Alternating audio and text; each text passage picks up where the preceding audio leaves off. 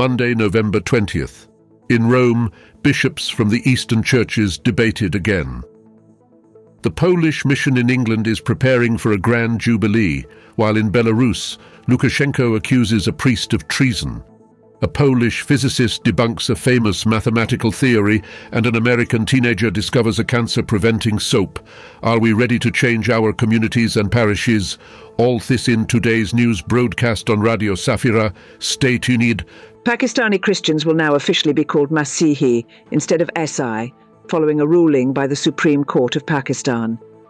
This change, seen as a step towards recognizing the identity of the Christian minority, aims to eliminate the negative connotations associated with caste discrimination. Chinese Bishop Anton Yao Shun praised the agreement between the Vatican and Beijing on the appointment of bishops. He highlights the positive impact of the agreement on relations between the two sides and the unity of the Church. Yao Shun is the first bishop consecrated after the agreement and hopes for additional benefits for pastoral care in China.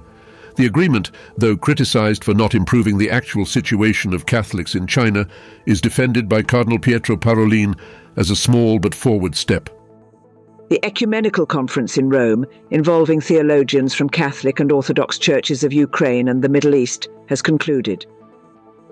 Cardinal Kurt Koch emphasized that it is a sign of hope and trust in the face of global conflicts, highlighting the role of Eastern Catholic churches in ecumenical dialogue with Orthodox churches.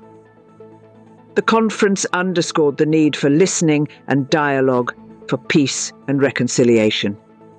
The Polish Catholic mission in England and Wales is soon to celebrate its 130th anniversary of activity. The mission actively develops family, youth and catechetical ministry in both Polish and English. It employs 61 diocesan and 34 religious clergy.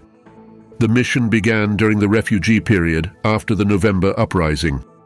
Father Henryk Akawatowicz, parish priest in Wołożin, Belarus, has been arrested on charges of state treason, according to the independent Catholic channel Christian Vision. The clergyman, who has serious health problems, is another priest affected by political repression under Lukashenko's regime. Belarusian law provides up to 15 years of imprisonment for state treason. It is worth noting that Father Akawatowicz has been ministering since the Soviet Russia era, having been fined for religious activities, including a visit to Katyn. Professor Krzysztof Meissner, a distinguished Polish physicist, has debunked the famous string theory after 17 years of research. The theory assumes that elementary particles are vibrations of one-dimensional strings, but has not been confirmed by evidence. According to Meissner, it does not explain important issues like the beginning of the universe or its relation to the theory of relativity. 14-year-old Heman Bekele from Virginia has been named America's most outstanding young scientist. He developed soap that treats skin cancer and costs only 50 cents. The inventor, a 9th grade student, won first place in a prestigious science competition for youth in the USA. He hopes to further improve the soap and establish a non-profit organization for its distribution. There are worship services that reveal the beauty of the church as a place of prayer. The meeting begins with the projection of a short film, and the sincere reflections of the participants introduce a relaxing mood. Music, despite minor technical problems, leads to focus during the sermon. Announcements become moments of community unity, especially when they involve prayer requests for loved ones. After the sermon, participants meet over coffee and cakes, creating a warm community atmosphere. Such an experience shows that the church can be a place full of beauty and community acceptance. Is it the same in your church? If not, you can change it. People's engagement in the parish or congregation is essential for positive change.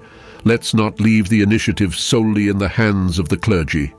All this in Monday's news broadcast on Safira FM.